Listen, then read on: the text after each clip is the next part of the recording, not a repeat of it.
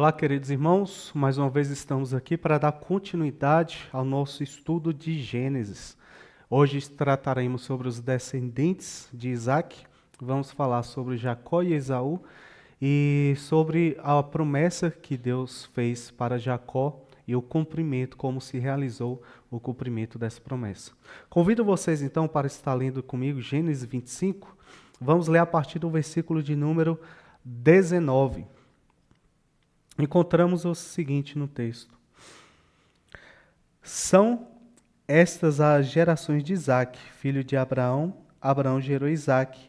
Era Isaque de 40 anos quando tomou por esposa Rebeca, filha de Betuel, o arameu de Padã-Arã, e irmã de Labão, o arameu. Isaque orou ao Senhor por sua mulher, porque ela era estéril. E o Senhor lhe ouviu as orações, e Rebeca, sua mulher, concebeu. Os filhos lutavam no ventre dela. Então disse: Se assim, por que vivo eu? E consultou ao Senhor. Respondeu-lhe o Senhor: 2 nações há no seu ventre, 2 povos nascidos de ti se dividirão. Um povo será mais forte que o outro, e o mais velho servirá o mais moço. Por enquanto, vamos estar entendendo um pouco esse texto. Nós estamos aqui lembrando de como Deus estava sendo providencial e como Deus estava agindo na história desses patriarcas para que fosse por meio deles se cumprida a promessa da descendência que por meio de quem, não é por meio da qual, por meio de quem, por meio dessa descendência, que é Jesus Cristo, segundo Paulo lá em Gálatas, todas as nações seriam benditas todas as nações da terra. Nesse momento nos encontramos aqui numa situação onde é reforçado algo muito importante na história desses patriarcas. A demonstração da necessidade da dependência em Deus e a demonstração de que Deus é aquele que está agindo na história desses homens para cumprir com o seu propósito. Então percebamos isso. O que acontece aqui? Primeiro, vemos que Rebeca, ela estava numa situação de esterilidade. Não conseguia gerar filhos para o seu marido. Por isso nós encontramos um momento em que é clamado, que tanto o seu marido quanto ela começa a clamar ao Senhor, começa a buscar ao Senhor para que possa lhe dar filhos. Aqui nós vemos aquele reforço do nascimento extraordinário, do nascimento providencial por Deus, de Deus agindo na história, provendo com que aquilo que Ele prometeu venha se cumprir. Não é que as coisas vão acontecer somente segundo a força humana. É o Senhor Deus nos mostrando que é Ele quem está agindo na história, que é Ele quem está garantindo que suas promessas sejam realizadas. É o Senhor demonstrando, falando: olha, eu sou aquele que prometeu e eu sou aquele que vai fazer com que minhas promessas possam se cumprir para vocês. Nos ensinando, então, a confiança em Deus, nos fazendo confiar na sua providência, na sua soberania, nos fazendo que a gente perceba que apesar de nossas fraquezas e limitações, se confiarmos e esperarmos no Senhor, Ele agirá o tempo todo. Assim faz a Rebeca. Rebeca, diante da situação, juntamente também com Isaque, que ora ao Senhor, busca ao Senhor para que venha trazer para eles o cumprimento, a continuação do cumprimento da promessa. E você verá, quando você retornar na história desde Abraão, que assim sempre se foi. Primeiro vamos ver Sara com suas dificuldades. Vemos aqui agora Rebeca da mesma situação, como veremos um pouco mais à frente. Essa questão da primogenitura e essa questão do nascimento, de Deus agindo na história para que o povo viesse ter a expectativa. O Senhor Deus, apesar de nós, apesar das circunstâncias, vai fazer com que aquele que pisará a cabeça da serpente virá. Essa expectativa messiânica que vai permear esse Antigo Testamento, como nós estamos vendo aqui. No entanto, chegamos a um momento aqui também crucial. Um momento em que os 2 filhos dessa mulher, os 2 filhos, então, ali, começam a disputar, os dois filhos no ventre de Rebeca estão disputando ali dentro. Desde cedo, no ventre dela, eles estão brigando entre si. Eles estão ali em total guerra, total desavença, total desacordo, batalhando desde o ventre. Ao ponto que ela, então, Rebeca, vai clamar ao Senhor. Ela vai consultar o Senhor, como se dissesse, por que eu estou passando por isso? Que é um questionamento que muitas vezes muitos se levantam. Por que eu? Por que logo eu? Por que vivo eu nessa situação?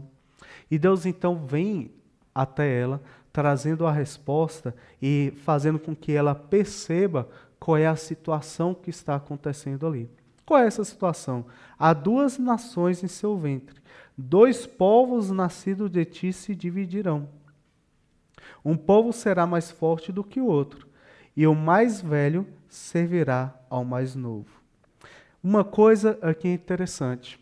Nós iniciamos esse versículo de número 23 com uma resposta do Senhor. Com uma resposta de que é o próprio Senhor quem está dizendo ali. Então, aquilo que vem a partir disso é um decreto irrevogável de Deus. É um oráculo, é uma palavra de Deus definitiva, onde não há mutabilidade naquilo que foi posto por Deus. É algo com que o Senhor Deus está se comprometendo em estar realizando. Quando nós percebemos, então, oráculos como esse, vindo a palavra de Deus, a voz de Deus a alguém, e essa palavra de Deus, esse comunicado de Deus, sendo direcionado e trazendo uma promessa, trazendo uma resposta a uma angústia para alguma pessoa, podemos perceber que aquilo que está sendo dito é algo definitivo e irrevogável. E o que o Senhor fala aqui? Que o mais velho servirá ao mais novo. E olha só como isso é interessante, porque nós nos colocamos em uma seguinte situação. Se nós pensamos no contexto cultural da época, em tudo aquilo que está acontecendo no momento em que eles viviam, era comum de se perceber que o mais velho fosse servo do mais novo? Evidentemente, não. E aqui está uma questão muito interessante que vai passar por esse capítulo e pela história desses dois, que é a questão da primogenitude. O primogênito era aquele que tinha mais direito do que os seus irmãos. Ele tinha direito, então, à dupla honra em relação aos seus irmãos. Se um pai, nesse contexto histórico e cultural, tivesse, então, 9 filhos, o filho primogênito tinha direito a 2 porções da bênção que o pai tinha para dar. Antes de morrer, 2 porções da herança, vamos colocar assim. O que acontecia? Na hora do pai abençoar os seus filhos antes de sua morte, impor as mãos e abençoar a seus filhos, o que ele fazia com o primogênito? Se ele tinha 9 filhos, ao filho primogênito ele dava 2 porções. Ele dava 2 bênçãos a esse. Os demais filhos dividiria as outras 7 porções das bênçãos do pai entre eles.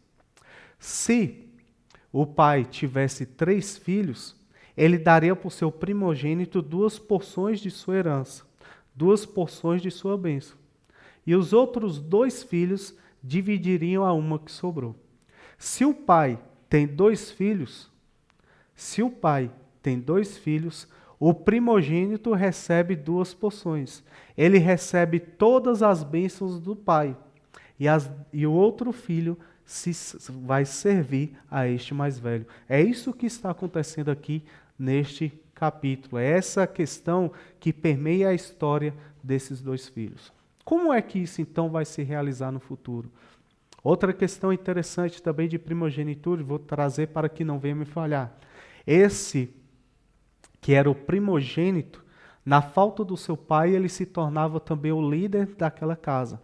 Ele se tornava o patriarca daquela casa. Então, quando ele diz que o mais velho servirá o mais novo, também tem esse sentido.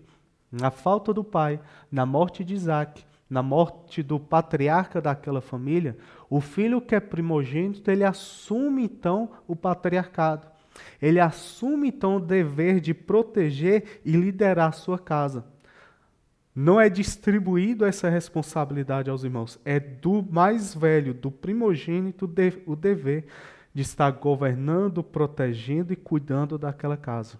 Então, são bênçãos que lhes são dadas e bênçãos carregadas também de grande responsabilidade. Dentro desse contexto, então, nós vemos que aqueles dois irmãos vão crescendo. E aqui a narrativa vai falar sobre características de cada um deles. Veja só que coisa interessante. Cumprindo os dias, versículo de número 24. Cumprindo os dias para que desse à luz, eis que se achava gêmeos no seu ventre. Saiu o primeiro, ruivo, todo revestido de pelo, por isso lhe chamavam Esaú. Depois nasceu o irmão, segurava com sua mão no calcanhar de Esaú, por isso lhe chamou Jacó. Era Isaque de 60 anos, quando Rebeca lhe deu à luz. Desde o ventre, então, o texto vai começar a falar características diferentes desses dois irmãos. O primeiro vai vir assim, com características mais selvagens. Percebam isso. Características um pouco mais voltadas a uma questão selvagem. Ele tinha o seu corpo com uma característica mais feroz, coberto de pelos. Ele era alguém que aparentava ser então mais forte, ter mais vigor. E o segundo filho então não carregava essas suas características, mas ele vem agarrado ao calcanhar. Ele vem com a característica daquele que luta, daquele que busca, daquele que quer vencer, daquele que quer se sobressair. Então são características diferentes que já vão nos dando qual é o perfil, qual é o tipo, a conduta de cada um deles. E a conduta de cada um desses dois vai nos trazer revelações interessantes, vai nos mostrar respostas para o comportamento deles logo em seguida. Veja o versículo de número 27. Cresceram os meninos, Esaú saiu, perito caçador, homem do campo, Jacó, porém, homem pacato, e habitava em tendas. Isaque amava Esaú, porque saboreava a sua casa. Rebeca, porém, amava Jacó. Segunda coisa que nós vemos aqui não são só as características desses homens. Um mais selvagem, voltado à caça, mais forte, ou mais aguerrido, vamos dizer assim, e outro mais pacato, mais tranquilo, mais do lar. E dentre desses dois irmãos que já nasceram com determinada rivalidade, percebemos também aqui uma rivalidade entre os pais desses dois meninos. Um era mais amado pelo pai, outro mais amado pela mãe.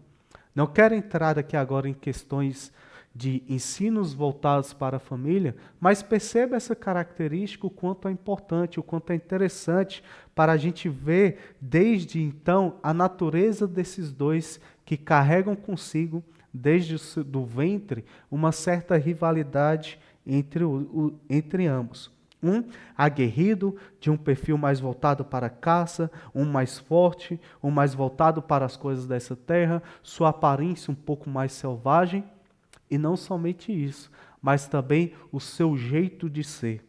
Vejamos agora, versículo de número 29. Tinha Jacó feito um cozinhado quando estava esmurecido, veio do caminho por Esaú. E lhe disse: peço-te que me deis de comer um pouco desse cozinhado vermelho, pois estou esmorecendo. Daí chamar-se Edom.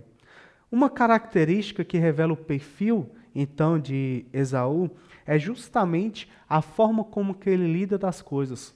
Ele é um homem mais um pouco rígido, mais um pouco ríspido, mais um pouco duro, mais um pouco direto. Ele tem características em sua personalidade um pouco mais irrefletida, voltada para as coisas, um pouco mais grosseirão, vamos dizer assim, voltado para as coisas aqui desse mundo. De tal forma que quando nós percebemos o versículo de número 30, ele volta-se para aquilo que Jacó estava fazendo, como que seria mais ou menos isso. Me dá um pouco desse cozinhado vermelho que você está fazendo. Ele trata daquela alimentação com espécie de um desdém, sem se referir da forma adequada àquele alimento que está sendo feito. Me dá um pouco desse negócio vermelho, desse cozinhado vermelho aí que você está fazendo.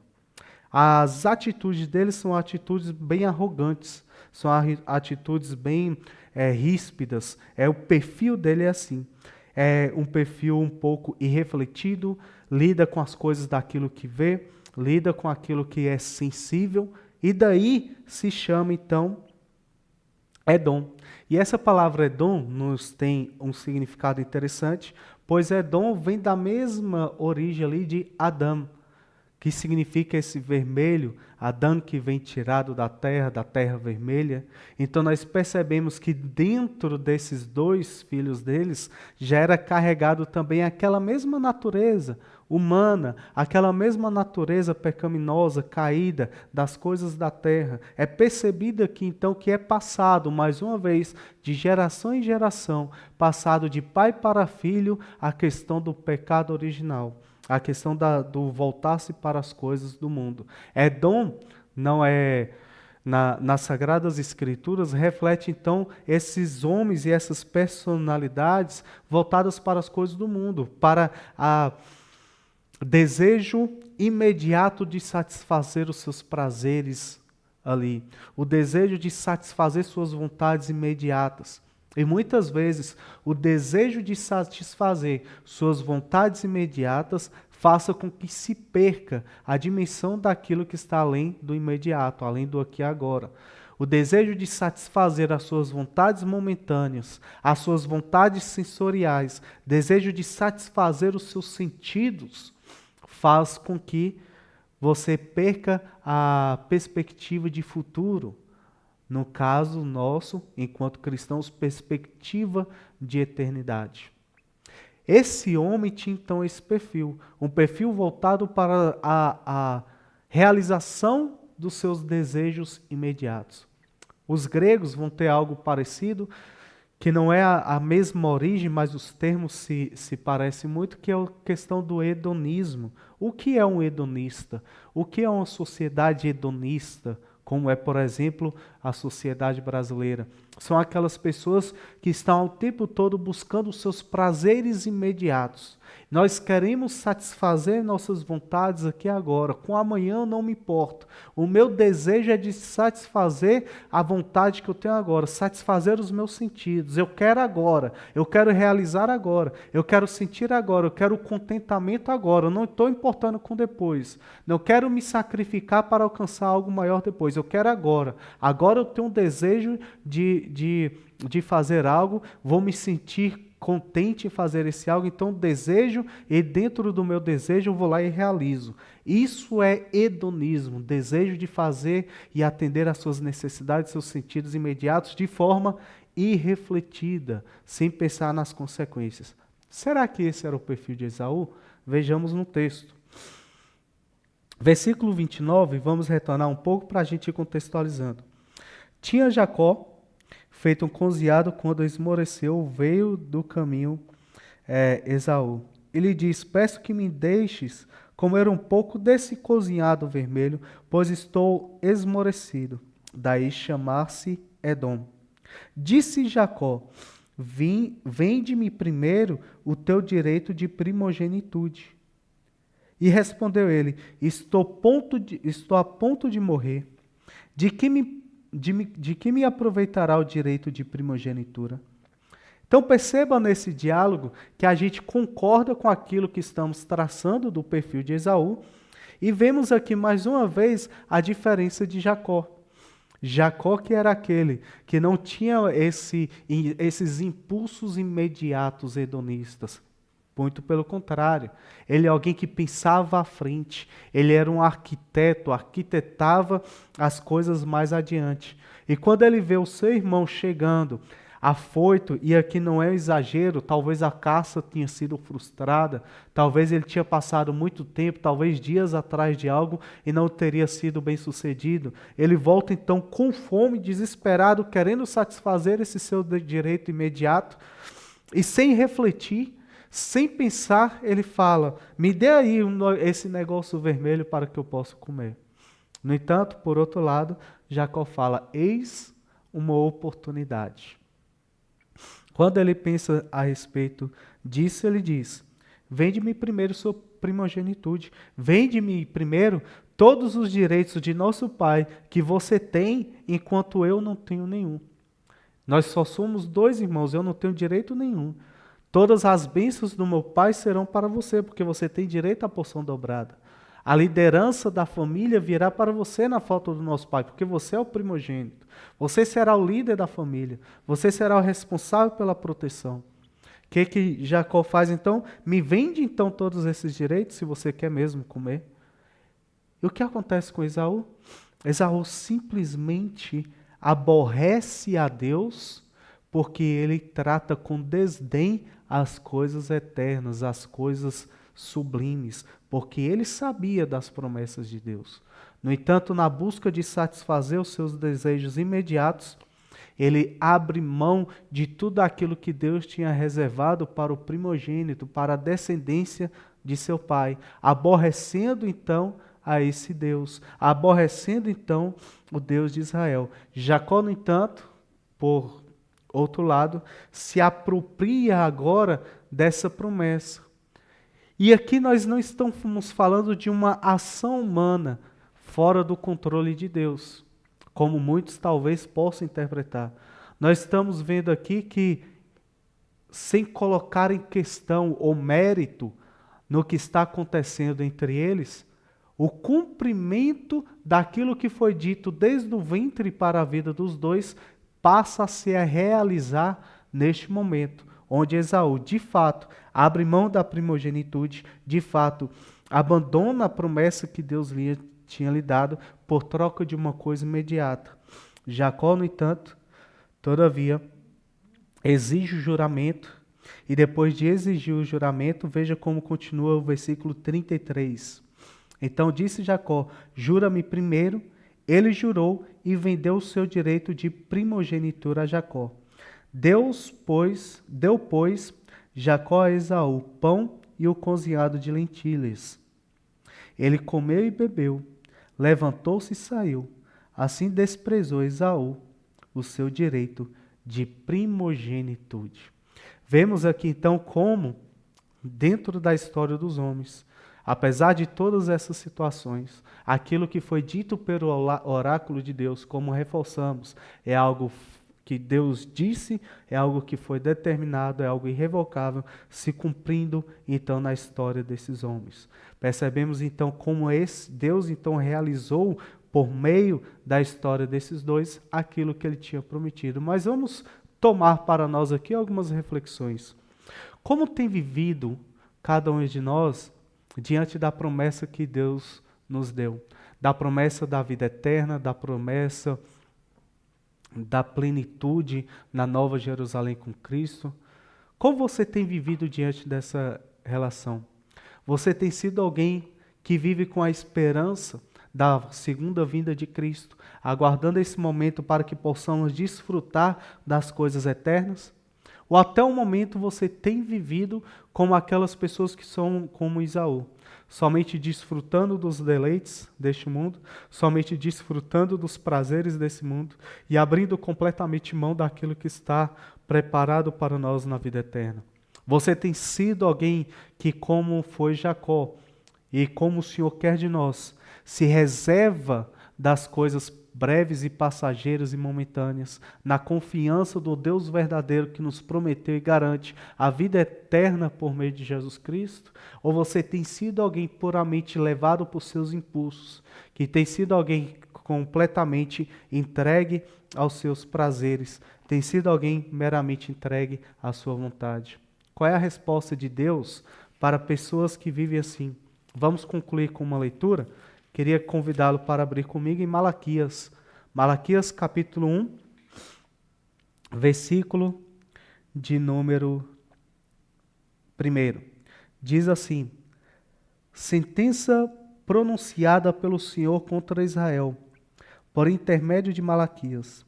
Eu vos tenho amado, diz o Senhor, mas vós dizeis: em que nos tem amado? Não foi Esaú irmão de Jacó?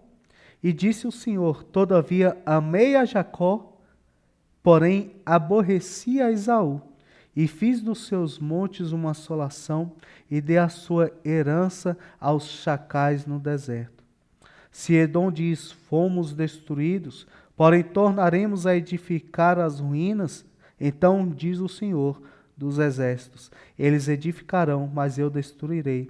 E Edom será chamado terra de perversidade, e povo contra quem o Senhor está irado para sempre. Como é que está sendo sua vida? Uma vida de um povo que provoca todos os dias a ira de Deus? Ou a vida de um povo que se submete à vontade de Deus e guarda a sua esperança no futuro? Deixo a vocês essa reflexão, que vocês possam escolher o melhor caminho, que é o nosso Senhor Jesus Cristo, tendo em vista a vida eterna, sem fraquejar, sem perder essa esperança. E que a graça de Deus seja sobre a vida de todos. Até a próxima.